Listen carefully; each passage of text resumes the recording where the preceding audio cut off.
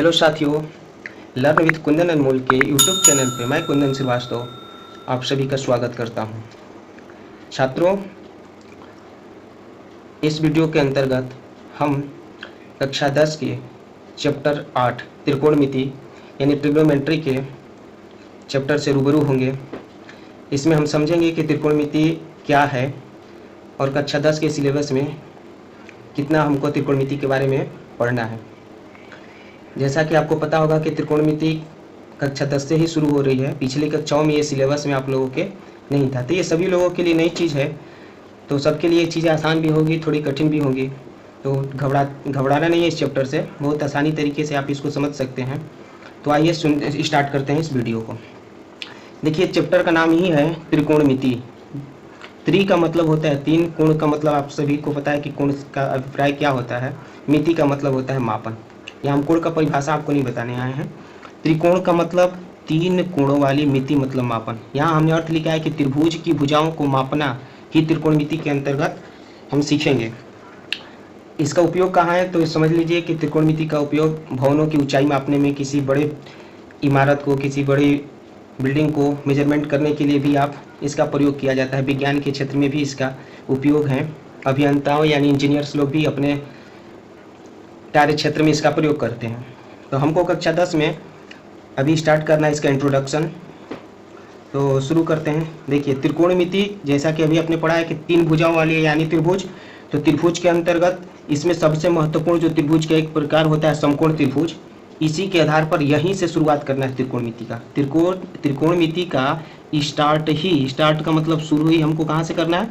समकोण त्रिभुज से करना है। समकोण त्रिभुज क्या होता है? वह त्रिभुज जिसका एक कोण 90 डिग्री का हो। तो इसको समझने के लिए हम यहाँ पर एक त्रिभुज बनाते हैं जिनका नाम हम रख लेते हैं ए बी सी। ये त्रिभुज ए बी सी में बी हमारा 90 डिग्री का हो गया। ठीक, तो पहला नंबर पॉइंट यहाँ से समझिए। इसमें हमको त्रिकोणमिति में तीन चीज बहुत महत्वपूर्ण है: कर्ण, लंब और तीसरा आधार। कर्ण को हाइपोटेनस बोलते हैं H, लंब को परपेंडिकुलर P और आधार बेस। इंग्लिश मीडियम के स्टूडेंट H से डिनोट करते हैं, P से, B से। हम हिंदी मीडियम वाले स्टूडेंट के लिए कर्ण जहाँ पर आएगा तो वहाँ पर हम इसको प्रयोग करेंगे क्या? के से आप समझ जाइएगा कि कर्ण है। लंब को हम L से बताएंगे, जहाँ लंब होगा उसको L, आधार का मतलब B। तो आधार का मतलब हम यहाँ A लेंगे हिंदी मीडियम के बच्चों के लिए। इंग्लिश मीडियम वाले बच्चे, समकोण त्रिभुज का मतलब राइट ट्रायंगल होता है। कर्ण को हाइपोटेनस, लंब को परपेंडिकुलर और आधार को आप बेस बोलते हैं, डिनोट करते हैं H से, P से, B से। जबकि हिंदी भाषी छात्र कर्ण को K समझेंगे, लंब को L समझेंगे, आधार को A समझेंगे। तो बात यहाँ प्रश्न यह है कि कर्ण क्या होता है, लंब क्या होता है, आधार क्या होता है। त्रिकोणमिति का शुरुआत ही कर्ण लंब आधार से है और कर्ण लंब आधार हम समझेंगे समकोण त्रिभुज के माध्यम से। तो समझिए, अगर समकोण त्रिभुज आपके पास ABC है, B हमारा 90 डिग्री है, तो इस 90 डिग्री के सामने वाली जो भुजा है इसी को आप बोलेंगे कर्ण। CBSE के बच्चे, इंग्लिश मीडियम के बच्चे इसको क्या बोलेंगे? हाइपोटेनस बोलते हैं। किसको? AC साइड को हम बोलेंगे हाइपोटेनस यानी कर्ण। कर्ण का कहानी खत्म। AC हमारा हो गया कर्ण। एक बात और याद रखिए, कर्ण जो होगा सभी के लिए, मतलब यहाँ तीन एंगल है ना, तो angle A, angle B, angle C सभी के लिए बराबर होगा। कर्ण का मान नहीं बदलता है। जहाँ 90 डिग्री का एंगल दिखा उसके सामने वाले भुजा को आप कर्ण बोलेंगे। दूसरा बताइए, लंब का करते हैं। लंब की कहानी थोड़ी गोल मटोल है। कैसे गोल मटोल है कि जिस भी आप कोण का बात करेंगे, मान लीजिए हम बात करते हैं यहाँ पर कोण A की, तो इसको कोण को यदि हम इसको थीटा मान लेते हैं कि एंगल A का मान थीटा दिया है, इस A वाला का मान थीटा दिया है, ये भी लिख सकते हैं समझने के लिए। तो थीटा के सामने वाली जो भुजा होगी वो लंब का काम करेगी। किसके लिए? एंगल A के लिए और एंगल C के लिए। B के लिए आप ये काम नहीं करेंगे क्योंकि BC रेखा पर ये 90 डिग्री का कोण बना है, तो एंगल B के लिए लंब हमारा AB होगा। इसको और अच्छे से समझते हैं। अगर इस आकृति में आपका ये 90 डिग्री हुआ तो इसके सामने वाला कर्ण और ये AB इसी पे बना है, किस पर? BC साइड पर, तो इसको आप लंब बोल लीजिए। एंगल B के लिए मैं बता रहा हूँ और BC हो जाएगा आधार। ये बात नोट करिएगा कि हम जो चीज कर्ण लंब आधार लिखे हैं किसके लिए लिखे हैं? कोण B के लिए। और कोण B का मान क्या है? 90 डिग्री है। आइए नीचे समझते हैं। तीन कोण होते हैं त्रिभुज में, कि तीनों त्रिभुज के लिए कर्ण लंब आधार के मान क्या होंगे। पहले हम समझते हैं किसके लिए? कोण B के लिए। तो अभी आपको बता दिया हूँ, फिर से लिख के समझाता हूँ। कोण B के लिए हमारा कर्ण यानी हाइपोटेनस क्या होगा, आधार यानी बेस क्या होगा, और लास्ट में हम इधर लिख देते हैं लंब, परपेंडिकुलर बोलते हैं, आइए, तो कोण बी के लिए समझिए कण का मान क्या होगा भाई, 90 डिग्री बी बना है, इसके सामने वाली भुजा कण होती है, तो ए सी हमारा कण हो गया। अच्छा, आधार कहाँ से होगा और लंब कहाँ से होगा, तो पहले लंब लिखना चाहिए था, उसके बाद आधार, कोई बात नहीं। आइए पहले लंब को ही समझते हैं, लंब क्या होगा। बी पर 90 डिग्री का एंगल बना है, ये ए बी 90 डिग्री का एंगल है, लंब है किस पर, बी सी पर, तो लंब का काम हमारा क्या करेगा, ए बी। जो भुजा बच जाए वही होगा आधार। यहाँ से हमने ए सी लिख लिया, ए बी लिख लिया, क्या बच गया, बी सी। तो बी सी हमारा क्या होगा, बी सी हमारा आधार होगा, किसके लिए, तो कोण बी के लिए। अब आइए कोण ए के लिए देखते हैं। कोण ए के लिए कण क्या होगा, पहले कण लिखेंगे, उसके बाद लंब लिखेंगे और यहाँ पर आधार लिखेंगे। यहाँ पर हमने पहले आधार लिख दिया था बाय मिस्टेक, कोई बात नहीं, आप समझ सकते हैं, उससे कोई दिक्कत नहीं। एंगल ए की कहानी समझिए। कण तो बताया हूँ ना कि तीनों कोणों के लिए कण का मान चेंज होने वाला नहीं है, हाइपोटेनस सभी कोणों के लिए इक्वल होता है। क्यों इक्वल होता है, क्योंकि 90 डिग्री के सामने वाली साइड को हम लोग कण बोलते हैं, ये फिक्स है। तो कण का मान हो गया ए सी। लंब की कहानी समझिए, ए कहाँ पे है, यहाँ पे, इसके ठीक सामने वाला जो साइड होगा वो क्या काम करेगा, लंब काम करेगा, किसके लिए, ए के लिए। तो ए के लिए लंब क्या है, बी सी। आधार क्या है, कौन सी भुजा बच गई, ए सी बी सी के बाद हमारी ए बी भुजा बची है, तो आधार का मान ए बी हो जाएगा। अब आइए कोण सी के लिए समझिए, ध्यान से समझिएगा। कण का मान सबके लिए बराबर होता है, ए बी सी सभी के लिए, ए सी है तो ए सी रहेगा। लंब लिखते हैं सी के लिए, सी कहाँ पर है, यहाँ पर है। इसी चित्र से समझिए, सी के सामने वाली भुजा क्या है भाई, ए बी है, तो ए बी आपका लंब हो गया, बच कौन सा गया, बी सी। बी सी आपका हो जाएगा आधार, ये आधार है, लंब मत समझ लीजिएगा, ये लंब है। तो कण लंब आधार के बारे में हम रूबरू हो गए। इसको समझने के लिए हमने 3 पॉइंट बनाया है, जिसको आप समझिए। यहाँ से देखिए, अभी हमने बताया था तुरंत कि अगर आपके पास कोई एक त्रिभुज है जिसका नाम ए बी सी है, और इस ए बी सी में बी हमारा 90 डिग्री का है, अगर बी 90 डिग्री का है तो इसके सामने वाले साइड को कण बोलते हैं। इंग्लिश मीडियम के बच्चे हाइपोटेनस बोलेंगे, 90 डिग्री के जो एकदम ठीक सामने वाली साइड होगी उसी को आप बोलेंगे कण, ठीक है। तो वही नोट नंबर 1 याद कर लीजिए, नोट कर लीजिएगा कि समकोण यानी 90 डिग्री के सामने की भुजा कण कहलाती है, पहला पॉइंट हो गया। दूसरा पॉइंट आइए, कोण, अभी बताया हूँ लंब क्या होता है कि कोण जो होगा उसके सामने की भुजा लंब कहलाती है। यहाँ पर अगर आपका थीटा कोण बन रहा है तो थीटा के सामने वाली भुजा लंब होगी, लेकिन इस चित्र में आधार है तो इससे घबराइएगा मत। ये जो आधार लंब कण लिखे हैं किसके लिए लिखे हैं भाई, यहाँ बता देता हूँ, ये है कोण बी के लिए। किसके लिए है, कोण बी के लिए। कोण बी के लिए देखिए, बी 90 डिग्री का है तो सामने हो गया कण, और लंब इसमें ए बी होगा, इसके सामने वाला नहीं होगा, क्योंकि 90 डिग्री के सामने वाला कण, और ये 90 डिग्री का कोण बीसी पर बना हुआ है, तो ये 90 ए बी जो है लंब का काम करेगा, बीसी आधार का बी के लिए। लेकिन बी को छोड़ दिया जाए, मतलब 90 डिग्री जहां बना उसको छोड़ दिया जाए तो दो कोण बचेगा, एक ए और एक सी। तो ए के लिए इनके सामने वाला लंब होगा, सी के लिए इनके सामने वाला लंब होगा। तीसरा बात याद करने वाला है कि कण जो होती है त्रिभुज की, समकोण त्रिभुज की सबसे लंबी भुजा होती है, ठीक।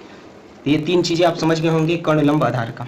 अब आगे आइए देखते हैं कि कर्ण लंब आधार के बीच में संबंध क्या होगा। ये कक्षा 8वीं में आपने जरूर पढ़ा होगा कि समकोण त्रिभुज एबीसी में जो कर्ण होता है, कर्ण का स्क्वायर बराबर होता है लंब के स्क्वायर प्लस आधार के स्क्वायर से, ठीक। इंग्लिश मीडियम के छात्र इसको नोट कर लेंगे, हाइपोटेनस को एच से बताए हैं कि एच का स्क्वायर जो होता है पी का स्क्वायर प्लस बी के स्क्वायर के इक्वल होता है। इंग्लिश मीडियम का हिंदी मीडियम का छात्र तो लिख ही दिया हूँ, फिर भी आप ऐसे समझ सकते हैं। कर्ण को आप के से दिखाइएगा, लंब को एल से और आधार को ए से, इसके माध्यम से भी या हिंदी में पूरा पूरा आप लिख लीजिएगा। कर्ण लंब आधार पहला चीज़ है, यहीं से शुरुआत होता है, इसको ध्यान से समझिएगा, इसमें कोई समस्या नहीं होना चाहिए आपको। ये नहीं समझेंगे तो आगे समझ में नहीं आएगा। आगे पढ़ने के लिए 11th 12th में भी त्रिकोणमितीय कर्ण लंब आधार आपको मिलेगा, तो इसे ध्यान से समझिए। कर्ण लंब आधार की कहानी यहाँ समाप्त होती है और आगे हम समझते हैं त्रिकोणमितीय अनुपात। आपको जो 8.1 में पहला चीज कर्ण लंब आधार से रिलेटेड पढ़ना है, और इसका इन तीनों में तो कुछ संबंध होगा, कर्ण में, लंब में, आधार में। उस संबंध के बारे में हम चर्चा करेंगे कि ये संबंध किस प्रकार के हैं और क्या है। तो देखिए जरा, त्रिकोणमितीय अनुपात की चर्चा करते हैं। इसके लिए हम अलग शीट ले लेते हैं आपको समझाने के लिए। ये शीट हमारा यहीं पर है, इसी से काम चला लेते हैं। आइए देखिए, यहाँ पर हमने एक ट्रायंगल बनाया इस तरह से, इनका नाम कुछ अभी रख देते हैं, नामकरण की क्रिया यहीं पर कर देते हैं। ए बी सी, ये हम 90 डिग्री बना दिए, तो सामने वाला जो भुजा एसी कर्ण हो जाएगा, ये आपका लंब होगा और ये आधार होगा किसके लिए भाई, तो बी के लिए। अब आइए, अब हम बात करते हैं अनुपात का। अनुपात का मतलब होता है भाग, मतलब अगर मैं लिख दूं 2:3, इसका सीधा सा मतलब हुआ कि 2 का भाग देना है 3 से, ये मतलब होता है। अच्छा, तो त्रिकोणमितीय अनुपात जो आपको पढ़ना है, त्रिकोणमितीय अनुपात, ये 6 हैं। कितने होते हैं? इसकी संख्या कितनी होती है? 6 होती है। कौन कौन से 6 होते हैं? तो अभी नाम मैं बताऊंगा। क्यों 6 होते हैं? प्रश्न यहाँ पर है कि क्यों 6 होते हैं, आपकी बुक में दिया होगा, तो पहले समझ लीजिए कि क्यों 6 होते हैं। तो देखिए, इसका एक कारण बहुत आसानी सा है। ये 3 भुजाएं हैं ना, तीनों भुजाओं के संबंधों पर चर्चा करते हैं, तो ये 6 अनुपात हमको मिलेगा। कैसे? हम लंब से स्टार्ट करते हैं। अगर लंब का अनुपात ले लिया जाए कर्ण के साथ, तो लंब अनुपात कर्ण इधर बराबर कर दीजिए। और फिर लंब का अनुपात आप किससे लीजिएगा? आधार से, बेस से। परपेंडिकुलर का एक बार हाइपोटेनस से ले लिए, फिर परपेंडिकुलर का बेस से ले लिए। दूसरा बात आधार का ये, तो आधार का हम अनुपात एक बार फिर लंब से ले लेते हैं। फिर उसके बाद आधार का अनुपात एक बार लंब के साथ और एक बार कर्ण के साथ। आइए, उसके बाद आ गया लंब का हो गया, आधार का हो गया, अब कौन बचा? कर्ण बचा। तो कर्ण का अनुपात हम एक बार लंब के साथ लेंगे और फिर कर्ण का अनुपात हम किसके साथ लेंगे भाई? आधार के साथ। तो 1 2 3 4 5 6, 2 4 6 हो गए। ये 6 अनुपात हुए, 1 2 3 4 5 6, 6 रेशियो आपको मिल गया। इन रेशियो को जो नाम दे दिया गया, लंब और कर्ण के अनुपात को साइन से डिनोट कर दिया गया, लंब आधार को tan से कर दिया गया। आधार लंब, तो आधार लंब को हम कॉट समझते हैं, आधार कर्ण को कॉस होता है, कर्ण लंब का कोसेक होता है और कर्ण बटा आधार को होता है सेक। सुनिए, अब जो कोण होगा, ए कोण का बात होगा तो इनके साथ ए आएगा, बी कोण की चर्चा करेंगे तो इनके साथ हम बी लिखेंगे। अगर कोण का माप थीटा दिया हुआ है तो आप ए की जगह पर थीटा लिखेंगे। ये हमारा सीक्वेंस में नहीं है, क्रम में नहीं है, तो इसको हम क्रम में लिखने की कोशिश करते हैं कि इनका क्रम क्या होता है, सही क्रम क्या होता है। सही क्रम होने की वजह से आपको याद करने में सुविधा होगी। ये लंब कर्ण के अनुपात को साइन कहा जाता है, लंब आधार के अनुपात को tan, इसी प्रकार 6 का नाम आपके सामने नोट किया गया है। आइए अब इसको क्रम में लिखते हैं। तो पहला क्रम जो होता है वो होता है साइन। हम ए का कोण को हमने ए मान लिया है, थीटा भी आप ले सकते हैं, बी भी ले सकते हैं, सी भी ले सकते हैं। साइन के बाद दूसरा का आपको याद करना है कॉस 2 नंबर का, तीसरा आपको tan याद करना है, उसके बाद चौथा किसको याद करना है? कॉट को, पांचवा किसको याद करना है आपको? सेक को, और 6 नंबर पर आएगा अपना कोसेक ए। चलिए, तो साइन ए किसको डिनोट करता है? लंब बटा कर्ण को। तो इसका फार्मूला हो गया कि साइन ए किसके बराबर होता है? तो लंब बटा कर्ण के। कोस ए कोई पूछेगा तो कोस ए हमारा होता है आधार मतलब बेस, और अपान में कर्ण मतलब हाइपोटेनस। tan की बात की जाए तो लंब बटा आधार, यहाँ पर लिख दीजिए लंब और यहाँ पर लिख दीजिए आधार। कोट हमारा क्या होता है भाई? देखिए कोट कहाँ लिखे हैं? यहाँ पर लिखे हैं आधार और नीचे हो जाएगा लंब। सेक का बात किया जाए तो सेक होता है कर्ण और कर्ण के नीचे हो जाएगा आधार, और कोसेक आपका हो जाएगा कर्ण और बटा में लंब। तो ये 6 अनुपात होते हैं त्रिकोणमितीय, और इन 6 के बारे में आपका एक्सरसाइज नंबर 1 में पढ़ना है। क्या कैसा सवाल मिलेगा आपको? मान लीजिए 6 में से किसी एक की वैल्यू दे देगा, जैसे दे देगा कि साइन ए का वैल्यू कुछ है और आपसे 5 वैल्यू का मान पूछेगा। हो सकता है किसी एक का भी पूछे, 5 का भी पूछ सकता है, 2 का भी पूछ सकता है सवाल के अनुसार। अब इसको याद करने वाली एक समस्या होती है छात्रों में कि याद कैसे किया जाए। तो इसका मान याद करने का बहुत ही आसान तरीका है, उसको समझिए कैसे आप याद कर सकते हैं, एकदम चुटकी बजाकर याद कर लेंगे। तो इसके लिए एक छोटा सा आप ये ट्रिक समझ लीजिए। लाल बट्टा कक्का की कहानी है। हाँ, ये सीक्वेंस याद होना चाहिए पहले, कि पहले साइन होगा, फिर कॉस होगा, फिर tan होगा, फिर कॉट से कोसेक। केवल 3 याद करिए, 3 तो ऑटोमेटिक याद हो जाएंगे। देखिए कैसे। लंब कर्ण आधार की कहानी खूब अच्छे से समझिए, बहुत जरूरी है। कैसे याद करेंगे ये समझते हैं। ये पहला यल के है, मैं पहले बताया था ना, एल से लंब को, के से कर्ण को बता रहा हूँ। तो पहला क्या था? साइन। तो एल और के किसको बताएगा? साइन को। 2 नंबर पर क्या है? 2 नंबर पर है आपका ये आधार वाला, ये आधार और कर्ण, ये किसको बताएगा? दूसरा को बताएगा, कॉस को। और ये जो तीसरा है ये बताएगा tan को। कोण जो होगा लगा लीजिएगा। मतलब लाल बट्टा कक्का में से यल के पहला साइन को बताएगा, ए के कॉस को, और एल बताएगा tan को। ठीक, 3 याद हो गया। 3 याद करना है। 3 में अब थोड़ा इस पर ध्यान दीजिए। ये जो 3 बचे हैं ना, पहला वाला बचा है साइन, पहला साइन था, और इसमें का मिलान करिए 6 नंबर से। इसमें लंब बटा कर्ण है और ये क्या है भाई? कर्ण बटा लंब, मतलब उल्टा कहानी है। तो इसको भी, सूत्र को भी उल्टा करेंगे। कक्का को पहले कर देंगे और लाल को हम क्या करेंगे? लाल को कर दिए नीचे। तो अब देखिए, ये पहले वाले में हम 1 2 3 ऊपर से चले थे, इसमें जब हम इसको उल्टा किए हैं तो हम इसको नीचे से चलेंगे ऊपर की तरफ। ध्यान से देखिएगा, तब पहला 6 से मिलता था, दूसरा हमारा 5 नंबर से मिल रही है, दूसरा किसके साथ मिल रहा है भाई, इसका मैचिंग है 5 से, और तीसरा चौथा आपस में एक जैसे हैं। उल्टा कर देंगे तो tan का मान लंब बटा आधार है, तो cot का आधार बटा लंब। यदि जो पहला वाला है ना k/l किसको रिप्रेजेंट करेगा, ये कोसेक को बताएगा। दूसरा कर्ण बटा आधार क्या है, नीचे से दूसरा सेक को, और ये आधार बटा लंब किसको बताएगा भाई, कॉट को। ये लगा लीजिए सबके साथ। तो उम्मीद है कि आप इस ट्रिक के माध्यम से इसको याद करना भी समझ गए होंगे। फिर से एक जल्दी से आपको बता देते हैं, ये 6 अनुपात होते हैं, इन्हीं 6 पे सवाल बनेगा। इसको याद करने के लिए आप लाल बटा का सूत्र का प्रयोग करेंगे, L/K A/K L/A KL/A। देखिए पहला वाला में L/K से अब साइन समझिएगा, दूसरा को कॉस, तीसरा को tan। ये सीक्वेंस याद होना चाहिए, साइन कॉस tan, कॉट से कोसेक। 6 सूत्र को आप याद कर लीजिएगा, बहुत जरूरी है। अब इस सूत्र याद करने के बाद हम जरा इन 6 के बीच आपसी संबंध का चर्चा करेंगे, इनके बीच आपस में किस प्रकार का रिलेशन है। तो ध्यान से देखिए, पहला हम यहाँ पर लिखते हैं साइन ए। साइन ए का फार्मूला अभी हमने क्या लिखा है भाई, लंब बटा में कर्ण लिखे है ना। और दूसरा अब नीचे आइए, सबसे ऊपर सबसे नीचे, इनका संबंध कुछ मैच कर रहा है अगर फार्मूले को ध्यान से देखा जाए तो। ये साइन ए लंब बटा कर्ण, कोसेक हो गया कर्ण बटा में लंब।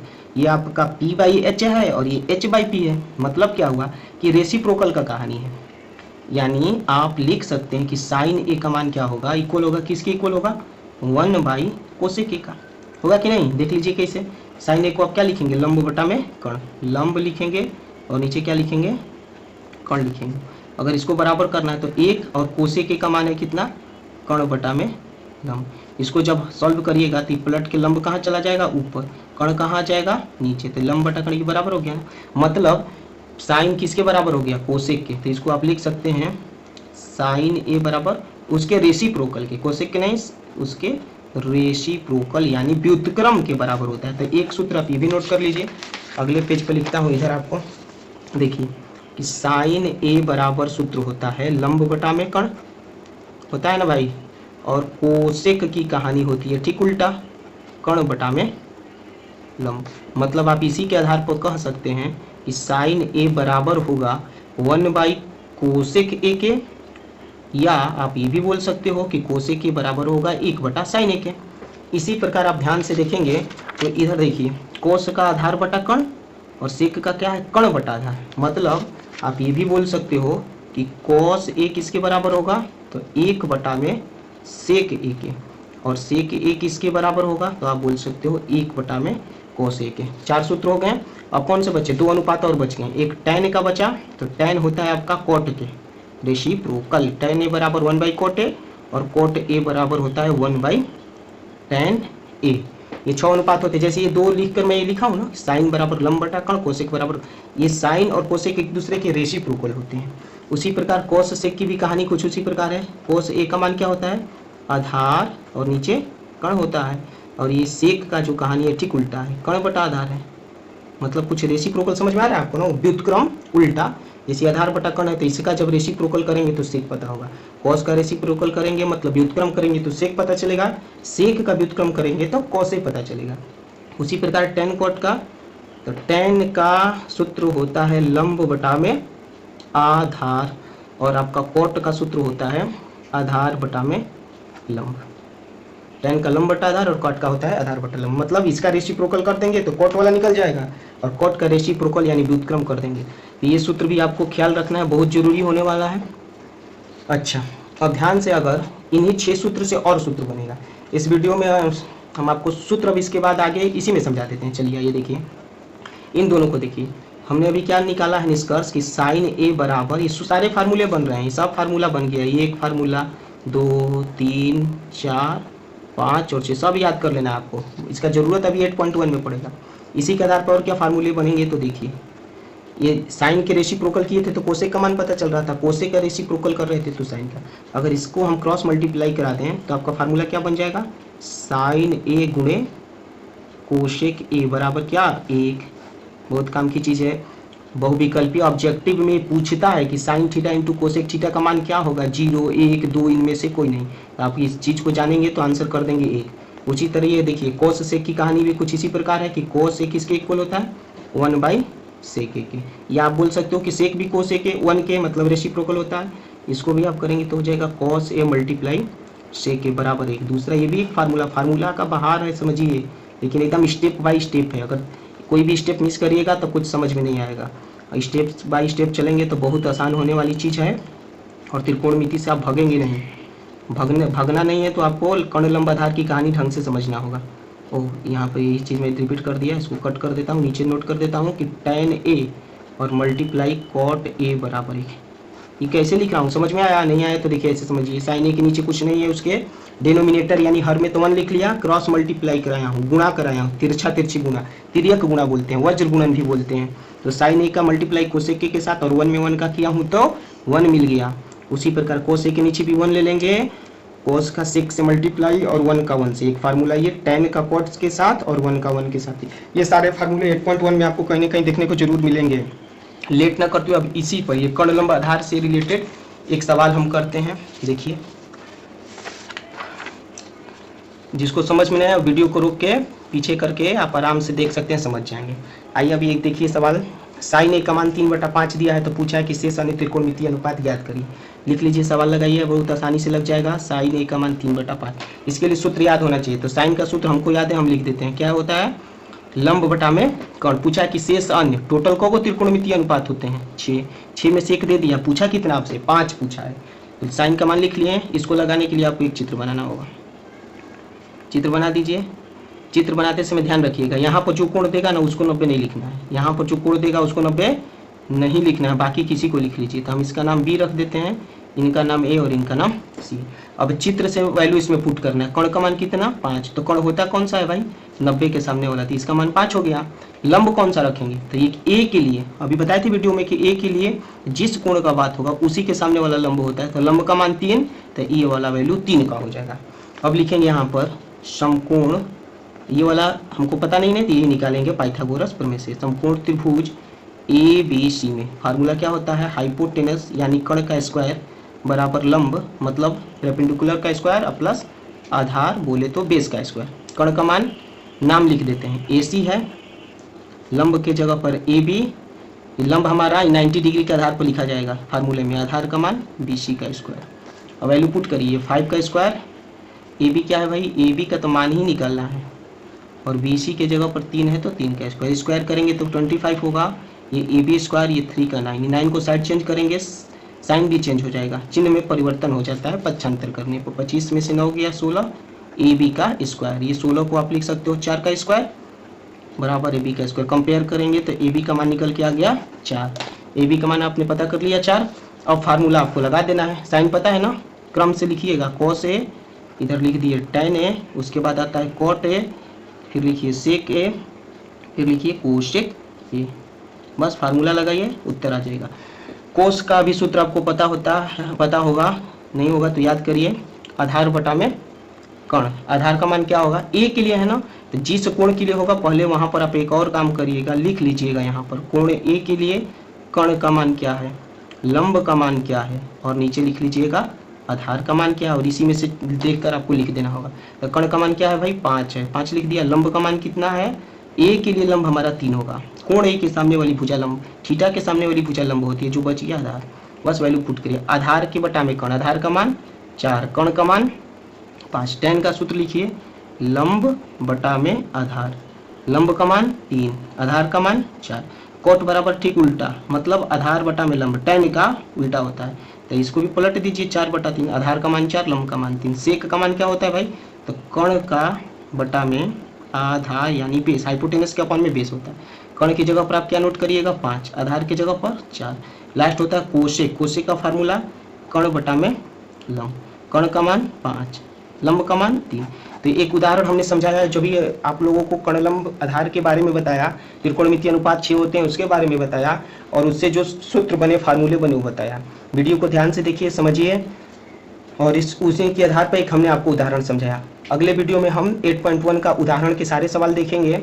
यदि आपको हमारा ये वीडियो अच्छा लगा तो आप सब्सक्राइब करिए, लाइक करिए, और अपने दोस्तों के बीच में शेयर करिए, ताकि वो भी इन चीज़ को, इस फैक्ट को आसानी से समझ सकें। Thank you so much.